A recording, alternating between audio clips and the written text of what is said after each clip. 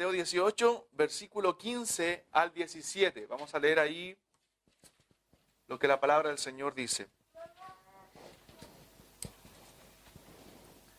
Por tanto, si tu hermano peca contra ti, ve y repréndele, estando tú y él solos. Si te oyere, has ganado a tu hermano. Mas si no te oyere, toma aún contigo a uno o dos, para que en boca de 2 o 3 testigos conste toda palabra. Y si no los oyere a ellos, dilo a la iglesia, y si no oyere a la iglesia, tenle por gentil y publicano.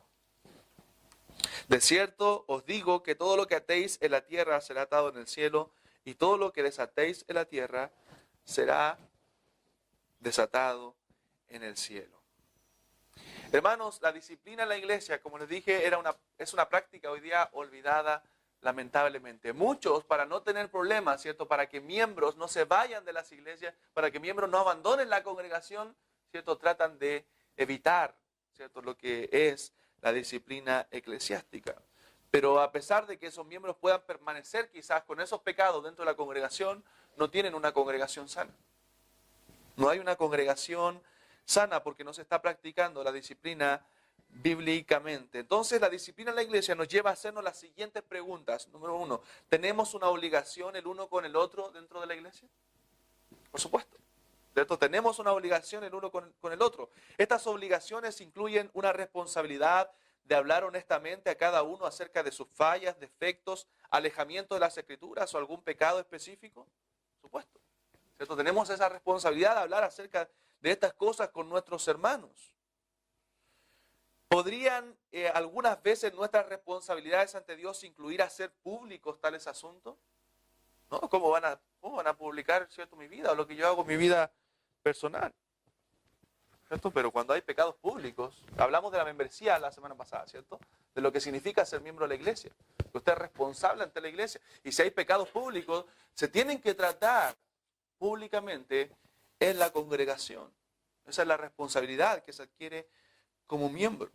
Entonces, hermanos, un aspecto vital de una iglesia saludable es la disciplina. Que la iglesia bíblica tenga una disciplina bíblica. Entonces veremos la importancia de esta disciplina eclesiástica en base a 6 preguntas. La primera pregunta va a ser, ¿es negativa la disciplina de la iglesia? Porque muchos piensan, no, eso es algo negativo para mi vida, ¿cierto? Y suena como algo negativo la disciplina. Nos acordamos de cuando, ¿cierto? Nuestros padres, cuando éramos pequeños, nos corregían, ¿cierto? O nos acordamos o pensamos cuando hablamos de disciplina en azotes o algo así, pero no, la disciplina es algo positivo y no negativo dentro de la iglesia, aún no negativo para la persona en la cual se disciplina. Es algo positivo para esa persona. Entonces todos deberíamos, como miembros, admitir la necesidad que tenemos de la disciplina en la iglesia. Debemos admitir nuestra necesidad, hermanos, de formarnos bíblicamente. Nosotros queremos ser, ¿cierto? Y estamos para ser a la imagen de nuestro Señor Jesucristo. Y la iglesia, nuestros hermanos, nos ayudan a ser como nuestro Señor Jesucristo. Sabemos que ninguno de nosotros somos perfectos, no somos proyectos terminados aún, ¿cierto? Sino hasta que Cristo complete esa obra. Es por eso que necesitamos muchas veces, hermanos, o en distintas ocasiones, ser disciplinados por la iglesia. Necesitamos ser corregidos. Necesitamos ser exhortados. Necesitamos ser animados, redarguidos y aún, hermanos míos, quebrantados por la palabra de Dios para poder sacar el orgullo que hay en nuestro corazón, para poder sacar, ¿cierto?, el pecado que mora en nosotros. Porque muchas veces nos cegamos tanto y nos endurecimos tanto, ¿cierto?, que no podemos ver nuestro propio pecado. Es por eso que necesitamos de otros, que otros nos hagan ver cuán necesitados estamos de la disciplina dentro de la iglesia. Y debemos aceptar, hermanos, que muchas veces necesitamos de esa disciplina. Entonces, para los que aceptan la disciplina de la iglesia, van a dejar de ver la disciplina de manera negativa y la comienza a ver positiva. Una disciplina, hermanos, formativa. Amén. Una disciplina que va formando al cristiano, ¿cierto?, para ser más conforme a la imagen de Cristo. Por ejemplo, cuando se planta un árbol, ¿cierto? Pequeñito, ahí recién plantado. ¿Qué se pone al lado? En muchas ocasiones se pone una varita, ¿cierto? Para que el árbol se amarra ahí a esa varita que está recta, para que el árbol pueda ir creciendo derecho. Así también nosotros, así también los hijos, así también los miembros dentro de la iglesia. La Biblia dice que el Señor, en Hebreos, lo vamos a ver después ese pasaje, al que ama, disciplina. Como al Padre, ¿cierto? Al Hijo, a quien quiere. O sea, Dios nos disciplina por amor. Y ese es el propósito de la disciplina de la iglesia. No es cobrar venganza de un hermano, ¿cierto? No es dañar a un hermano, no es sacarlo simplemente de la congregación. No, esa disciplina es con el propósito, ¿cierto?, de mostrar el amor que la iglesia tiene por ese hermano. ¿Para qué? Para su bienestar espiritual. Por eso dice la Biblia, hermanos, que fieles son las heridas del que ama, pero importunos los besos del que aborrece. ¿Cierto? Mejor es, ¿cierto?, ser claro y de frente, porque fieles son esas heridas. ¿Cierto? El que ama a la persona va a ir de frente y va a decir, ¿cierto?, si está mal en algún asunto. Pero muchas veces hay personas que aborrecen pero dan besos, ¿cierto? Le favorecen en todo. Y no, eso no es lo bíblico. Nosotros como miembros de la iglesia debemos tratar, ¿cierto?, los problemas de pecado que puedan haber dentro de la iglesia, porque van a surgir, hermanos míos. No diga que aquí no va a pasar, aquí también va a pasar. Gálatas 6:1. Alguien que lo lea, por favor, fuerte. El que lo encuentre lo lee. Gálatas 6:1, puesto en pie y fuerte.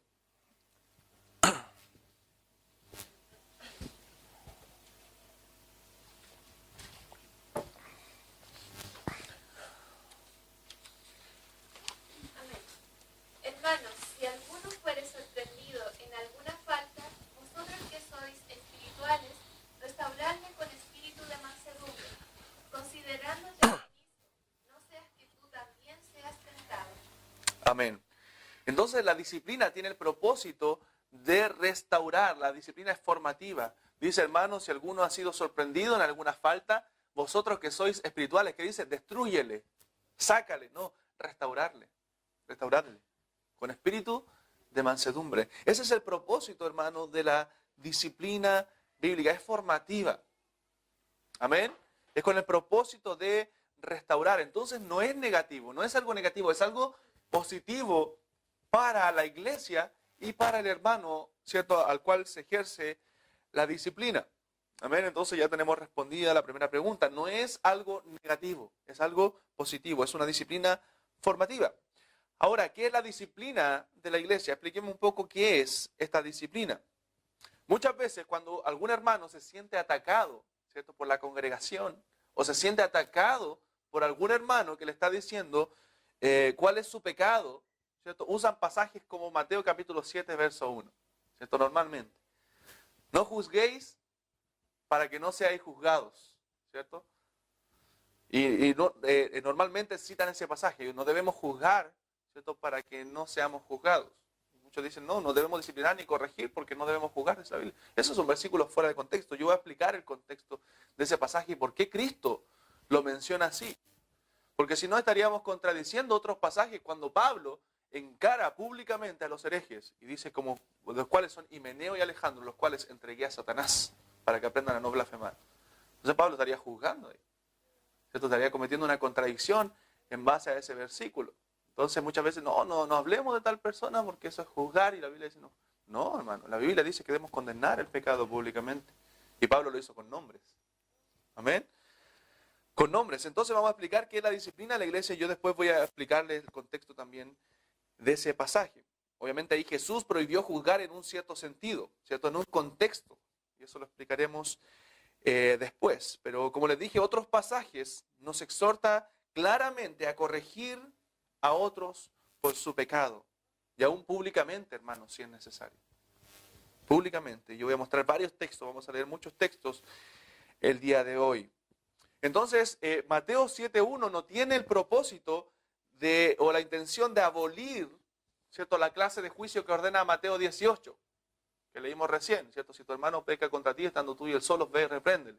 Si no te oyere, lleva contigo 1 o 2 para que en boca de 2 o 3 conste toda palabra, y si no los oyere, llévalo a la iglesia. Y si no llega a la iglesia, tenle por gentil o publicano. O sea, la Biblia está hablando ahí de un juicio público contra esa persona. Entonces Mateo 7.1 no está aboliendo ese juicio, esa disciplina de los creyentes.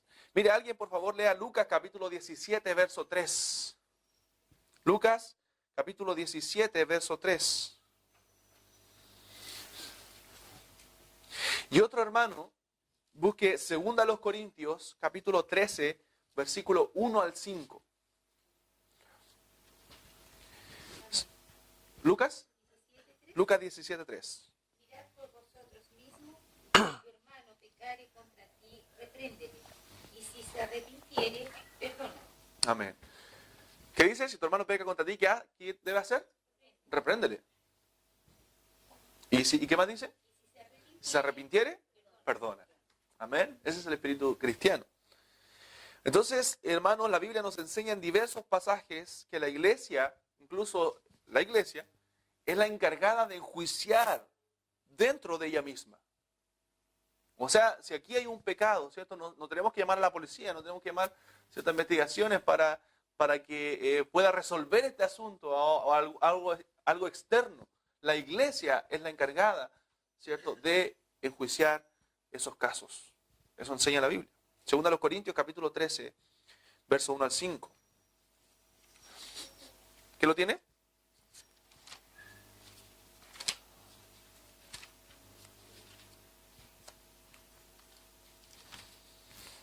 Yo lo voy a leer.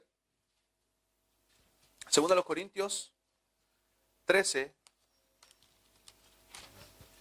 del 1 al 5. Dice: esta es la tercera vez que voy a vosotros. Por boca de 2 o 3 testigos se decidirá todo asunto. He dicho antes y ahora digo otra vez, como si estuviera presente, y ahora ausente lo escribo a los que antes pecaron y a todos los demás, que si voy otra vez no seré indulgente. Pues si buscáis una prueba de que habla Cristo en mí, el cual no es débil para con vosotros, sino que es poderoso en vosotros. Porque aunque fue crucificado en debilidad, vive por el poder de Dios. Pues también nosotros somos débiles en él, pero si viviremos con él por el poder de Dios para con vosotros. Pero viviremos con él por el poder de Dios para con vosotros. Y miren lo que dice el verso 5 ahora. Examinaos a vosotros mismos. ¿Qué dice? Si estáis en la fe. Probaos a vosotros mismos. ¿O no os conocéis a vosotros mismos que Jesucristo está en vosotros, a menos que estéis reprobados? O sea, Pablo le está escribiendo a la iglesia de los Corintios y dice: examinaos a vosotros mismos. O sea, la iglesia es la encargada de enjuiciarse a sí mismo, de ver si realmente estamos en la fe. Dice: no os conocéis a vosotros mismos que Jesucristo está en vosotros, a menos que estéis reprobados. O sea, a menos que ahí en la iglesia haya alguien, ¿cierto?, que no sea realmente un creyente verdadero. Entonces la iglesia es la encargada de ejercer disciplina para ver quién está en la fe y quién no. Amén. ¿Quién es de la fe y quién no es de la fe? Entonces, hermano, como iglesia debemos saber decir cómo no debe vivir un cristiano. Amén. Nosotros debemos saber enjuiciar, ¿cierto?, disciplinar y decir cómo no debe vivir un cristiano. La iglesia, hermano, necesita saber, necesita demostrar, ¿cierto?, que hay una distinción entre la iglesia y el mundo. Amén. Hay una distinción en la manera de vivir, en la vida práctica del cristiano y del mundo. Si alguien dice ser cristiano, pero rechaza vivir como cristiano, ¿cierto?, necesita ser excluido de la membresía en la iglesia. Necesita ser sacado. Porque no vive como un creyente. Mire, 1 Corintios ahora. Capítulo 5.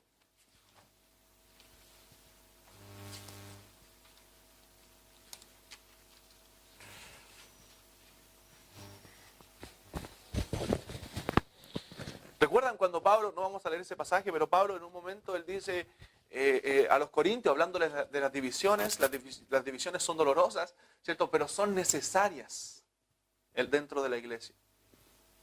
¿Cierto? Muchas veces las divisiones causan mucho daño dentro de la congregación.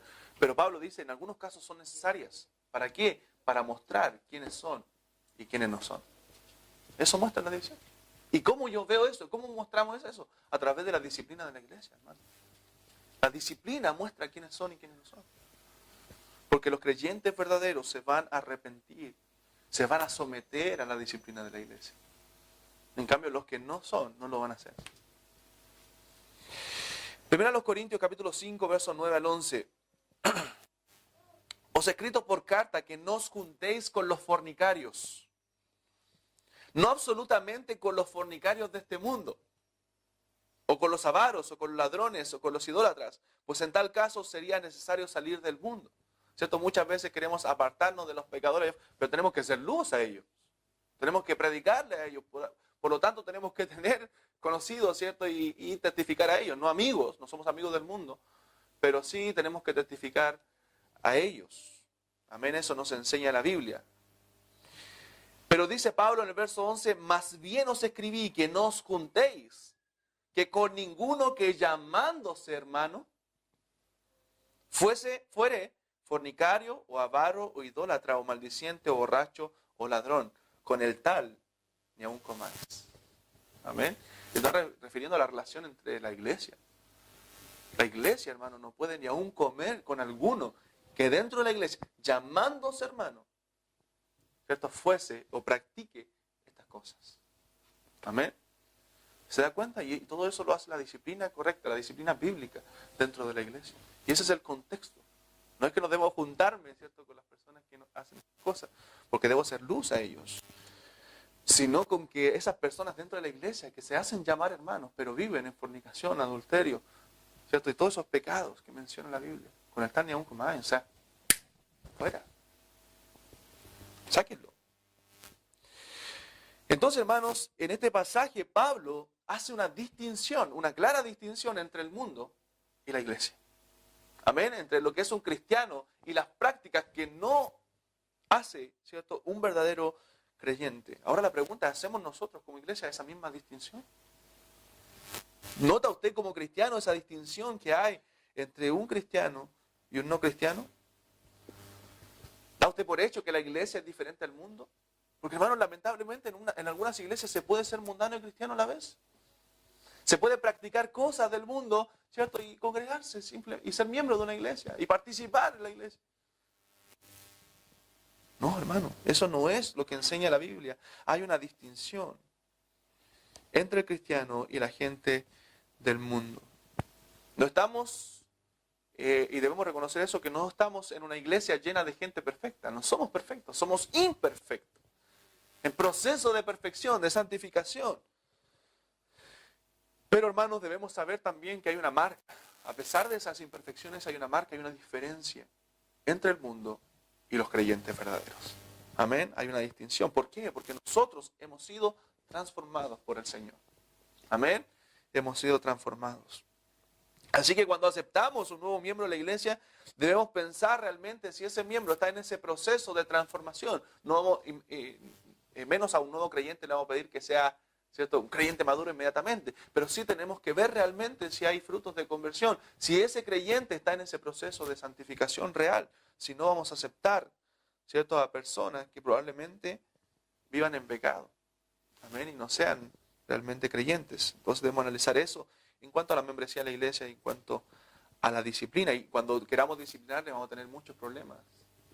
Porque no son personas regeneradas. Entonces, hermanos, debemos aplicar esta disciplina correctiva, ¿cierto?, en cada caso que se necesite. Eso es la disciplina de la iglesia. Ahora, ¿qué dice la Biblia? Y aquí vamos a ver varios textos, hermanos, y necesito que me ayuden. Por favor, tomen sus Biblias para ayudarme a leer textos. ¿Qué dice la Biblia acerca de la disciplina de la iglesia? ¿Cuáles son los textos que se mencionan donde la Biblia está hablando acerca de esta disciplina?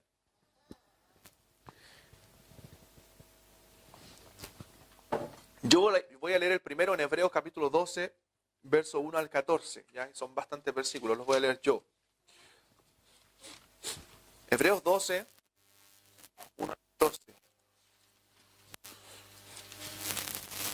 Bueno, leímos Mateo 18, ¿cierto? Donde dice, tu hermano peca contra ti, estando tú y él solo. Eso habla de la disciplina dentro de la iglesia. Alguien busque 1 Corintios 5, 1 al 11.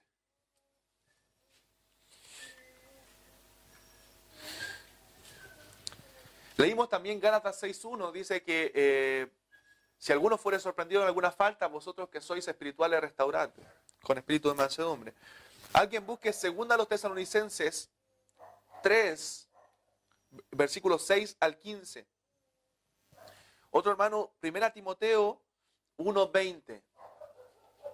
Otro hermano, 1 Timoteo 5, 19 y 20. Y otro, Tito 3, 9 al 11.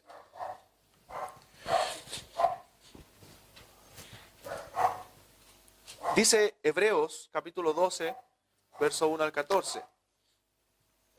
Por tanto, nosotros también, teniendo en derredor nuestro tan grande nube de testigos, despojémonos de todo peso y del pecado que nos asedia y corramos con paciencia la carrera que tenemos por delante, puesto los ojos en Jesús, el autor y consumador de la fe, el cual por el gozo puesto delante de él sufrió la cruz, menospreciando lo oprobio, y se sentó a la diestra del trono de Dios. Considerad aquel que sufrió tal contradicción de pecadores contra sí mismo, para que vuestro ánimo no se canse hasta desmayar, porque aún habéis resistido hasta la sangre combatiendo contra el pecado.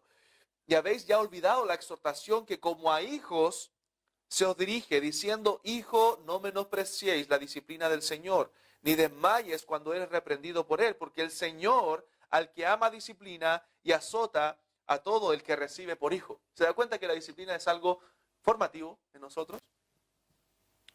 Si soportáis la disciplina, Dios os trata como a hijos, porque ¿qué hijo es aquel a quien el Padre no disciplina?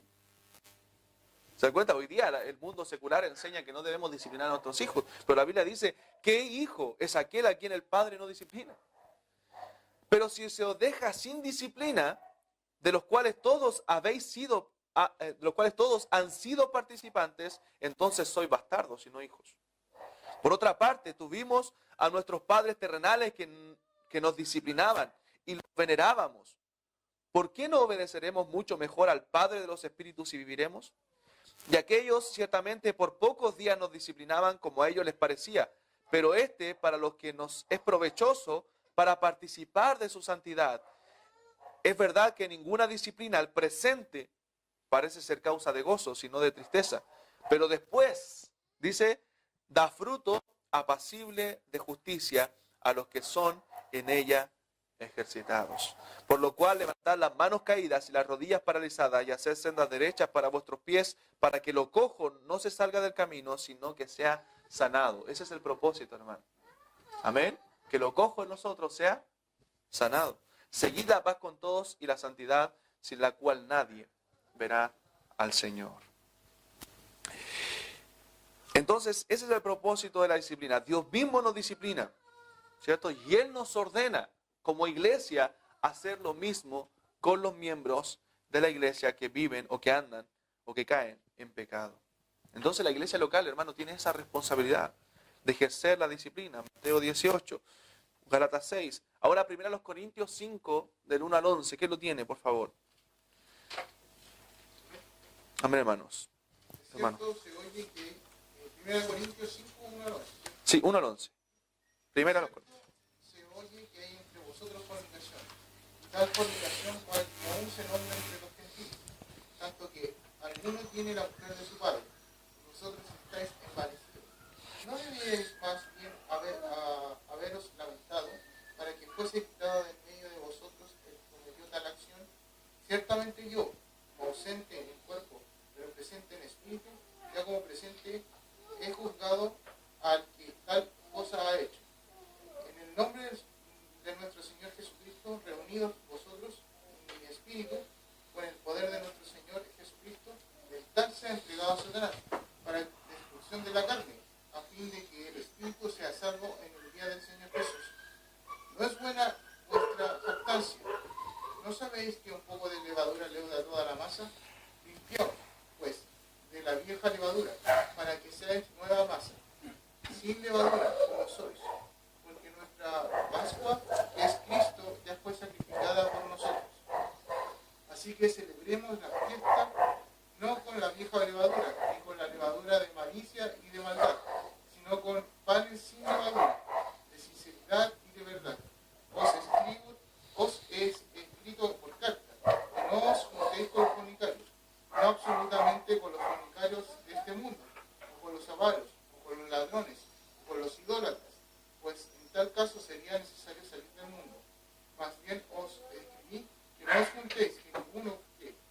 cuando su hermano fuese fornicario, o avaro, o idólatra, o maldiciente, o borracho, o ladrón, o mortal, ni aún tomar. Al 13, hermano, hasta el 13, por favor. Porque, ¿qué razón tendría yo para juzgar a los que están fuera? ¿No juzgáis vosotros a los que están dentro? Porque los que están fuera, Dios juzgará. Quitad pues a ese perverso de entre vosotros. Amén. ¿Se da cuenta que eso Pablo le llama a la iglesia a ejercer la disciplina bíblica? Dice, el tal se ha entregado a Satanás. Eso es exclusión. Amén. Sacarlo de la membresía. Y después al final dice, quitad pues a ese perverso de entre vosotros. Y el versículo 6 dice, no es buena vuestra jactancia. ¿No sabéis que un poco de levadura leuda toda la masa? Hermano, una contaminación dentro de la iglesia contamina la iglesia completa. Eso es lo que está diciendo Pablo ahí. Entonces, dice que un pecado, ¿cierto?, de inmoralidad, del cual ni aún se nombraba entre los gentiles. No de un cristiano, un incesto, hermano. Alguno había tomado, un hombre, un joven, la mujer de su padre. Entonces, eso fue algo terrible dentro de la iglesia. Y Pablo llama a la iglesia a ejercer disciplina. Ese hombre debe ser sacado inmediatamente de entre vosotros. ¿Se da cuenta que aquí no llama a los testigos? Aquí no dice, no, repréndele solas, después ya. No, hermano, un pecado público, públicamente, inmediatamente. Públicamente. Entonces, no es porque Pablo odiaba a este hombre, ¿cierto? No dijo, sáquenlo, yo lo odio, no lo quiero ahí, no era una venganza, era aplicar disciplina, porque un poco de levadura iba a leudar, ¿cierto?, toda la masa. Entonces no se podía, hermanos, ser cristiano, vivir como cristiano mientras se desobedecía al Señor en esta área, ¿cierto?, tan deliberadamente. No se podía ser cristiano y practicar atrocidades como estas. Entonces ese hombre debía ser sacado, ese perverso, de la congregación. Segunda a los Tesalonicenses 3, 6 al 15, ¿alguien lo tiene? Segunda a los Tesalonicenses, recuerden a alguien 3, 6 al 15, otro 1 Timoteo 1, 20, 1 Timoteo 5, 19, 20 y Tito 3, 9 al 11. Ayúdenme con esos pasajes, por favor, hermanos. Segunda a los Tesalonicenses 3, 6 al 15. Sí. Pero os ordenamos, hermanos, en el nombre de nuestro Señor Jesucristo, que os apartéis de todo hermano que ande desordenadamente y no según la enseñanza que recibiste de nosotros. Porque vosotros mismos sabéis de qué manera debéis imitarnos, pues nosotros no anduvimos desordenadamente entre vosotros, ni comimos de balde el pan de nadie, sino que trabajamos con afán y fatiga día y noche, para no ser gravosos a ninguno de vosotros, no porque no tuviésemos derecho, sino por daros nosotros mismos un ejemplo para que nos imitaseis. Porque también cuando estábamos con vosotros os ordenábamos esto: si alguno no quiere trabajar, tampoco coma. Porque oímos que algunos de entre vosotros andan desordenadamente, no trabajando en nada, sino entremetiéndose en lo ajeno. A los tales mandamos y exhortamos por nuestro Señor Jesucristo, que trabajando sosegadamente coman su propio pan. Y vosotros, hermanos, no os canséis de hacer bien. Si alguno no obedece a lo que decimos por medio de esta carta, a ese señaladlo y no os juntéis con él, para que se avergüence. Mas no lo tengáis por enemigo, sino amonestadle como hermano. Amén. Aquí no habla de una exclusión propiamente tal, sino una disciplina dentro de la iglesia. O sea, había hombres que estaban viviendo de vagos, ¿cierto? No estaban trabajando dentro de la iglesia. ¿Y qué pasó? Estaban entremetiéndose en lo ajeno. Y de ahí se alimentaban, de ahí comían. Pero Pablo enseña, ¿cierto?, la ética del trabajo que debe tener un cristiano. Y que andaba a estos hombres desordenados con él para que este hombre aprenda. Muéstrenle su error. La iglesia, hermanos, debe mostrarle el error al miembro, ¿cierto?, que es disciplinado. Pero dice, ¿cierto?, él no ha mostrado aún no ser un hermano, ¿cierto? Entonces no lo tengáis por enemigo, sino amonestarle como hermano. O sea, a pesar de todo, ¿cierto?, siempre considere aún su hermano mientras está en ese proceso de disciplina. ¿Se da cuenta, hermano, que es importante la disciplina bíblica? 1 Timoteo capítulo 1, verso 20.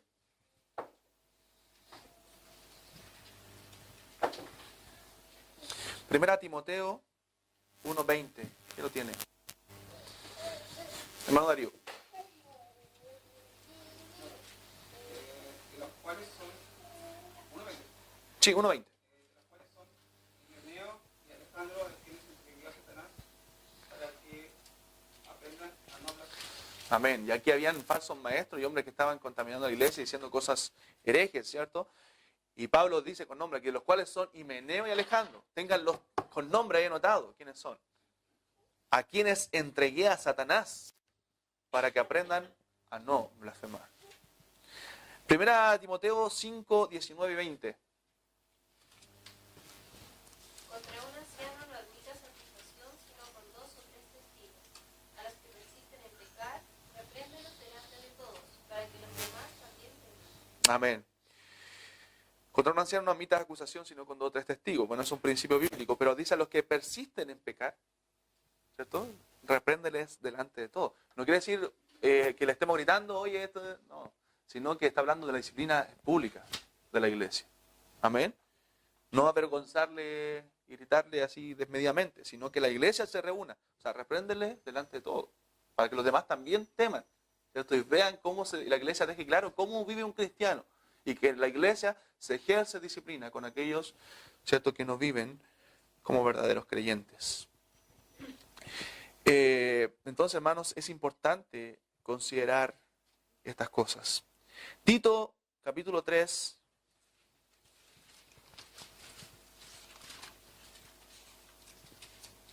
Amén. Amén, hermana. 9 al 11. Pero evita las cuestiones necias y que no los pidas, y contenciones, y discusiones acerca de la ley, porque son vanas y sin provecho. Al hombre que causa divisiones, después de una y otra amonestación, desecha, sabiendo que él, que el tal, se ha pervertido, y peca y está condenado por su propio juicio. Amén. ¿Se da cuenta que causa divisiones? Después de una u otra amonestación, deséchalo. Sabiendo que el tal, ¿qué pasó? Se ha pervertido y está condenado por su propio juicio. O sea, mostró con ese hecho de causar divisiones que no es un creyente. Amén. Que no es un creyente. Entonces, hermanos, todas estas áreas, si ustedes analizan en su casa estos versículos, todas estas áreas en las cuales Pablo está tratando estos problemas, está tratando la disciplina, son áreas en las cuales la iglesia debe ejercer disciplina. Falsa doctrina, división, ¿entiendes? Pecados. Todas esas áreas que está tratando ahí Pablo. Entonces la iglesia está llamada a ejercer disciplina con aquellos miembros. Y si no llega a la iglesia, dice, tenle por gentil o publicano. Amén. Tenle por gentil o publicano. O sea, él no está mostrando ser un creyente verdadero, una persona no convertida, ¿cierto? No estamos juzgando 100% que esa persona no es un creyente, ¿cierto? Pero está mostrándose, ¿cierto?, él como un no creyente. Y a menos que no se arrepienta, ¿cierto?, a menos que no haya un cambio en su vida y él vuelva humillado, ¿cierto?, entonces le vamos a tratar como un gentil o un publicano. Amén. Entonces, eso dice la Biblia, hermanos, en cuanto a la disciplina en la iglesia. Ahora tenemos que reconocer también que en nuestra iglesia, ¿cierto?, en nuestra iglesia pueden pasar cosas así. Amén. Pueden pasar cosas así. Y no significa que Dios está condenando a la iglesia, sino muchas veces Dios está probando a la iglesia para ver si la iglesia va a obedecer los mandamientos de Dios en ejercer disciplina, o muchas veces Dios está sacando, ¿cierto?, a los que están desaprobados, ¿cierto?, y dejando a los que son aprobados. Hermanos, muchas veces es necesaria la disciplina dentro de la iglesia cuando está contaminada, cuando hay pecado. Dios la permite, ¿para qué? Para que se muestren. Amén. Para que salgan a la luz todos aquellos que no son. Amén. Entonces, eso pasa muchas veces con la disciplina. Entonces, ¿pasarían cosas así en nuestra iglesia? Por supuesto, pasaron en la iglesia recién comenzada, ¿cierto? Recién ejerciendo el ministerio, pasaron estas cosas. En nuestras iglesias también pueden pasar. Por eso debemos estar alerta a esas cosas. Hermanos, si usted sorprende a un hermano en pecado, usted tiene el deber, amén, de acusarle, de amonestarle, de hablar con ese hermano, amén, de reprenderle y si no llevarlo a la iglesia. Es su responsabilidad, si no es partícipe de su pecado. Es partícipe. Está participando juntamente con él, escondiendo, ¿cierto?, lo que ese hermano está haciendo. Cómplice. Entonces, hermano, nuestra iglesia debe poner en disciplina a miembros que no estén viviendo, ¿cierto?, como la Biblia nos manda. Mateo 18 nos da los pasos a seguir cuando esa ofensa no es pública. Amén. nos da los pasos a seguir. Si tu hermano peca contra ti, estando tú y él solos, hermanos, solos. No es un chisme, no es un espérame, solos. Repréndele. Si te oyere, has ganado a tu hermano. Ahí se cerró. Nadie más tiene que enterarse, ¿cierto? Quedó el tema bien, ¿cierto? Seguimos adelante como hermano en Cristo. Pero si no te oyere, busca 1 o 2, para que en boca de 2 o 3 conste lo que él dijo. Amén. Que él no reconoció su error. Es un pecado, ¿cierto? Lo que él está haciendo. Y si no oyere, ¿cierto? Ya llévala a la iglesia. Ahora, los hermanos tienen que considerar, hermano, arrepiéntete. Tú estás en pecado, tú estás viviendo mal. Eso no es correcto. Entonces, eso no es el espíritu de un creyente. ¿Cierto? Si no oyera a la iglesia, entonces la iglesia debe tenerle por gentil o publicano, porque él nunca ha querido someterse a la autoridad que Dios le ha dado a la iglesia. Todo lo que atares en el cielo será atado en la tierra, y lo que desatares en la tierra será atado en el cielo. O al revés. Entonces, hermanos, se debe tratar los pecados públicamente. La exclusión de un miembro de la iglesia debe ser pública. Amén. Ahora, ¿por qué un miembro debe ser disciplinado, por ejemplo? ¿Puede ser por violación a la ley moral de Dios? Esto me refiero específicamente a los 10 mandamientos. Si un creyente viola, ¿cierto?, públicamente, afectando el testimonio de la iglesia, ¿cierto?, ese miembro debe ser disciplinado. Por andar en un camino, ¿cierto?, que puede hacer de mala reputación en la iglesia. Por ejemplo, si vemos a un joven juntándose con gente que en la esquina, ¿cierto?, con gente que no dé, aunque no esté haciendo nada, ¿cierto?, está juntando con gente, y la gente lo vea y lo identifica como del grupo, ¿cierto?, entonces debe ser disciplinado, corregido. No, el que es amigo del mundo se constituye enemigo de Dios. Si tú quieres ser amigo del mundo, vaya al mundo, ¿cierto? Pero no puedes ser amigo del mundo y amigo de Dios. Amén. Por ausentarse de la iglesia habitualmente, ¿cierto?, sin razones justificadas. El miembro debe ser disciplinado, no está obedeciendo al mandato de congregarse. Por sostener doctrinas opuestas a nuestra fe, a nuestras creencias, cosas herejes, ¿cierto?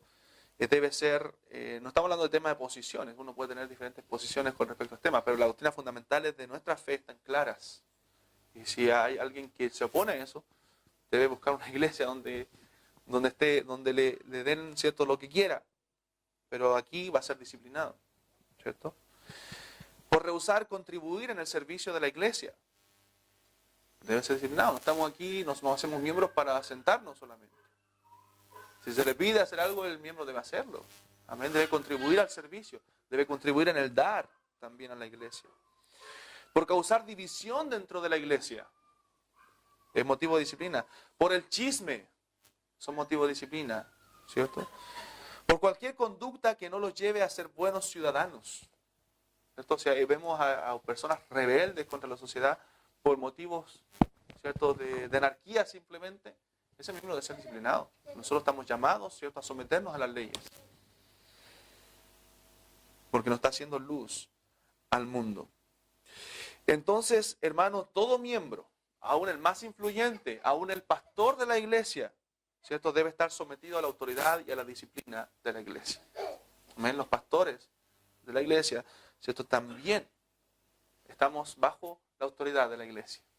Amén. Entonces también debemos ser disciplinados cuando hay pecados en nuestra vida. Hay pecados que pueden ser tratados en la iglesia y que nos pueden permitir permanecer en el ministerio, y hay pecados que nos van a sacar inmediatamente del ministerio.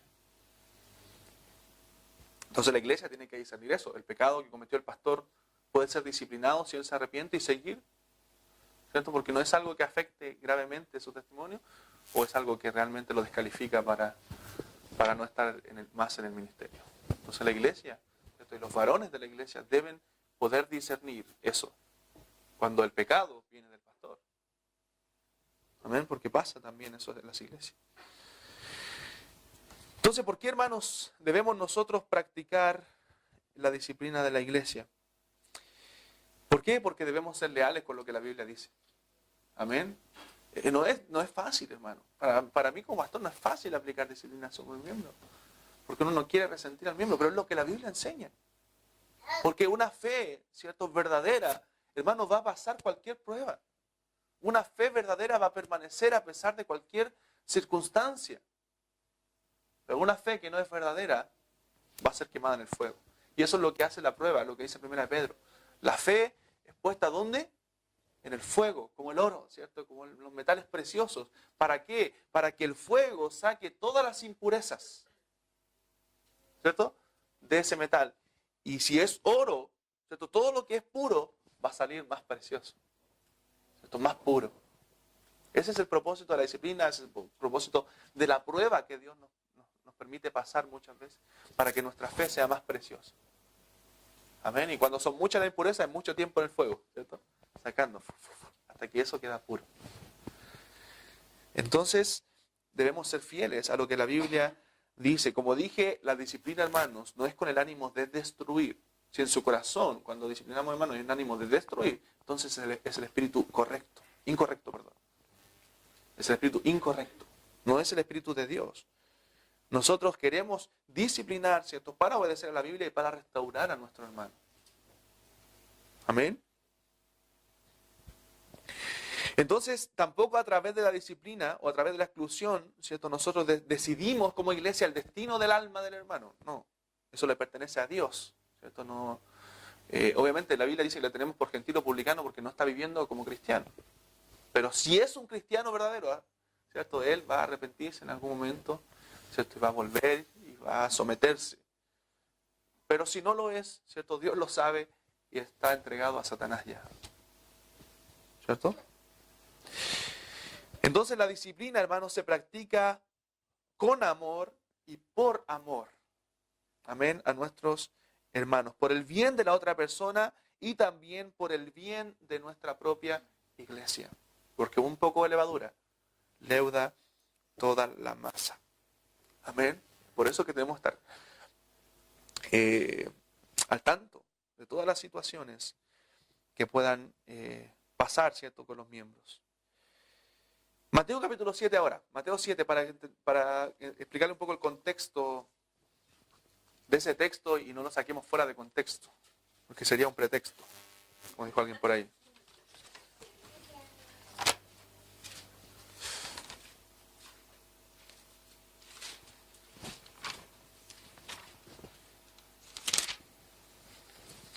¿Cierto? A veces usamos la Biblia para nuestra propia defensa.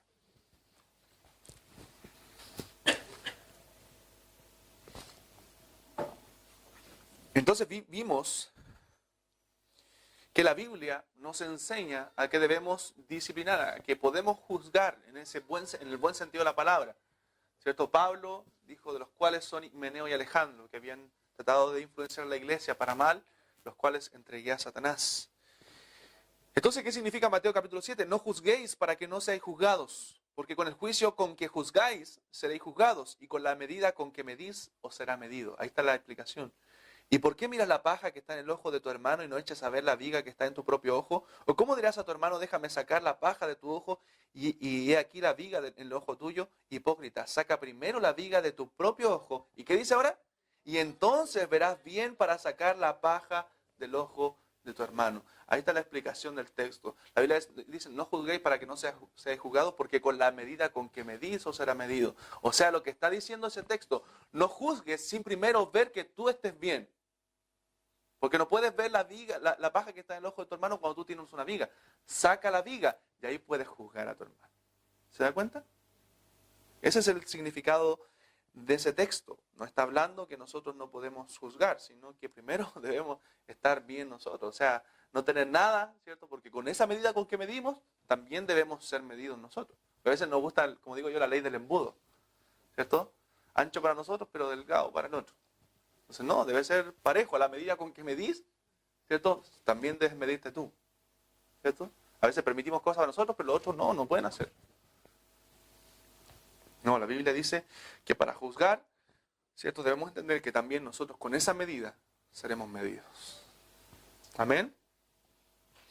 Entonces, ¿por qué practicar la disciplina en la iglesia? Número uno, hermanos, por el bien, demos unos minutos más, por el bien de la persona disciplinada. ¿Ya?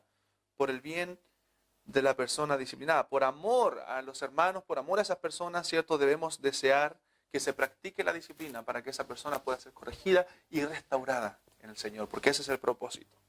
Amén. Por el bien de otros cristianos, para que vean, hermanos, el peligro de pecar.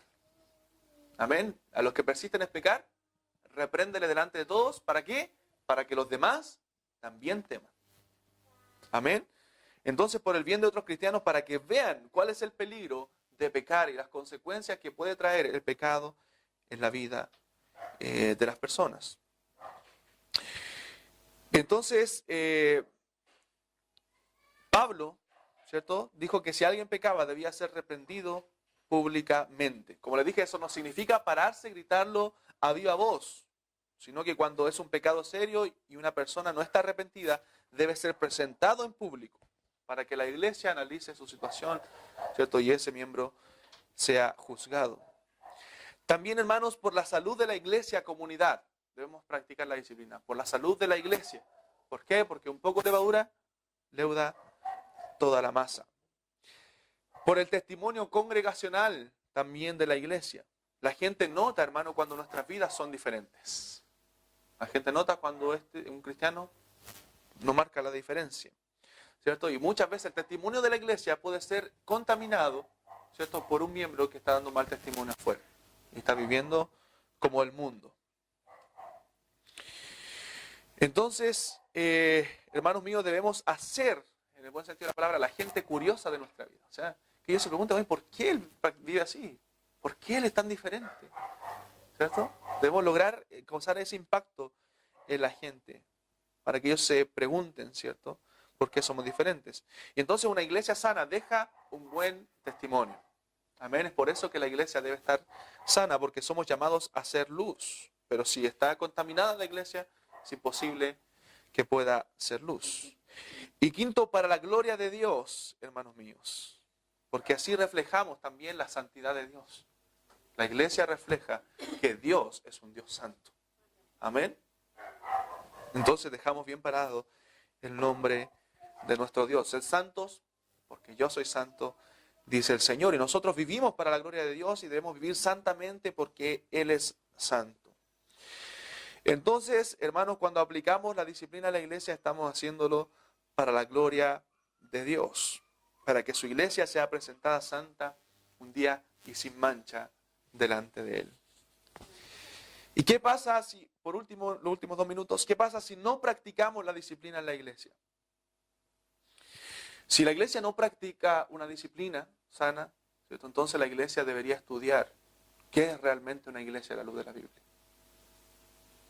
Porque no estamos viviendo como iglesia. Amén. Porque la Biblia llama a la iglesia a practicar la disciplina. Entonces, una iglesia en el pasado, si usted estudia la historia de la iglesia en el pasado, aún la historia de la iglesia la primitiva, ¿cierto?, una iglesia sin disciplina difícilmente sería contada como una iglesia en el pasado. Amén. Una iglesia sana. Entonces, hermanos, debemos poner en práctica lo que es la disciplina, ya que sin disciplina la iglesia será contaminada por el pecado, será contaminada con suciedad. Si hay personas que llegan, ¿cierto?, con pecados del mundo y se convierten al Señor, esas personas van a tener el deseo de cambiar y de arreglar, ¿cierto?, su situación de pecado para poder, ¿cierto?, servir al Señor. Eso es una marca de un cristiano. Entonces, si queremos ser iglesias sanas, debemos tomar en serio lo que es la disciplina bíblica. Amén. En serio. Es vital para una iglesia saludable, ¿cierto?, y que no está viviendo en pecado, aunque eso nos lleve a perder gente. Amén. Vamos a perder gente, pero vamos a ganar una iglesia sana. Amén. Vamos a perder gente que está contaminando la iglesia, porque si no reaccionaron bien a la disciplina, es porque nunca quisieron estar aquí ni someterse a la autoridad de la iglesia. Amén. Normalmente esas personas que no encuentran que es correcto que la disciplina, ¿cierto?, dicen que es injusto, que no pueden hacer, no pueden meterse en su vida, etc. Pero si él pecó públicamente, ¿cierto?, debe tratarse públicamente, porque eso se explica, ¿cierto?, en el momento que esos miembros quieren ser miembros de la iglesia, ¿cierto?, que hay un compromiso con la iglesia. Amén. Vamos a orar y yo quiero, hablando de este tema, contarle 2 situaciones al respecto para... Salvador, pago